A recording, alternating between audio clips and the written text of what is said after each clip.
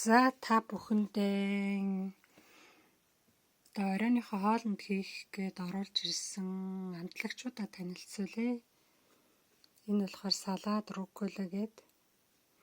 Энэ болохоор зэрлэг хахуна. Энэ болохоор цитронн мелизе. Энэ яг нимбэг шиг гоё үнэртэй. Минцэ гэдэг энэ. Энэ болохоор яншуу байна. Яншууны навч. За энэ болохоор бол сонгоны цойр. Сонгоныхоо цойрыг ингээ хайчилж авсан. Энэ болохоор саримс байна. Дөнгөж ургаж байгаа саримсаа ингээ баг дээр нь ингээ шинээр наваад орой болгон хоолндоо хийдэг. Энэ болохоор мангар байна.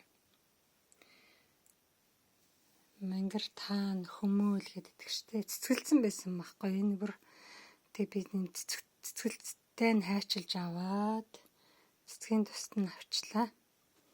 Тэгэд энэ хоол амтлагч ногоонуудаа бол би хоолоо хийгээд дууссныхаа дараагаар жижигхэн хэрчээл яг хоолоо гаргаал аягалахынхаа өмнө дээрээс нь цацаад тэгээд идэхээр энэ витамин ихтэй тэгээд шинээрээ айгуу сайхан байна. Энэ жоохон салаатаа болохоор улаан лайлтай халиад улаан лайл авсан байгаа. Түрээс нь тэгээд жоохон бислэг хийгээд тэгээд салаат хийн.